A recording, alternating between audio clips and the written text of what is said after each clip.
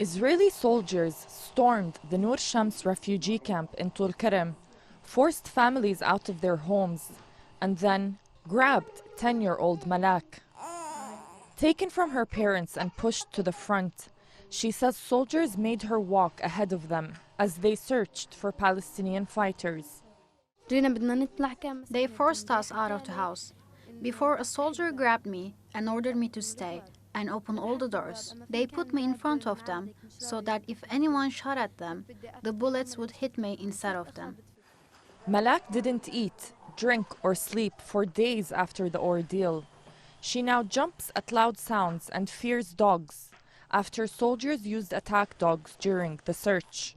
I was afraid that I was going to die. I was scared while opening the doors. I told the soldier that I wanted my mother. He said, "Open the doors." Malaak Shehab is still worried about his eldest daughter. She continues to suffer to this day. She has a form of anger and animosity. She was one of the best students at her school, but her grades dropped a little. Along with the expulsion from the camp and change of schools, all of this had an effect. Nur Shams is one of 3 refugee camps in the northern occupied West Bank that Israel has repeatedly raided, forcibly emptied, and kept under siege for nearly a year.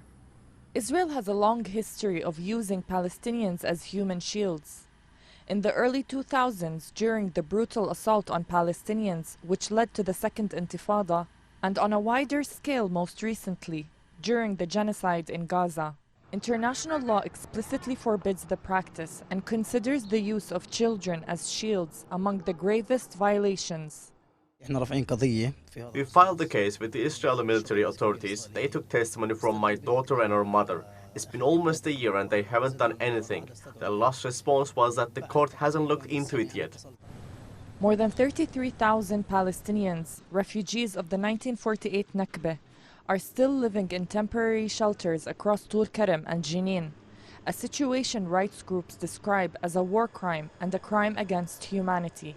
For Malaak's father, justice feels painfully distant, but he says he will continue fighting for accountability and for his children to return home.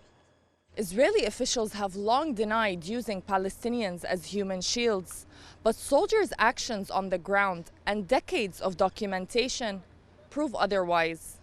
Zena Tahhan, TRT World, Tul Karam, occupied West Bank.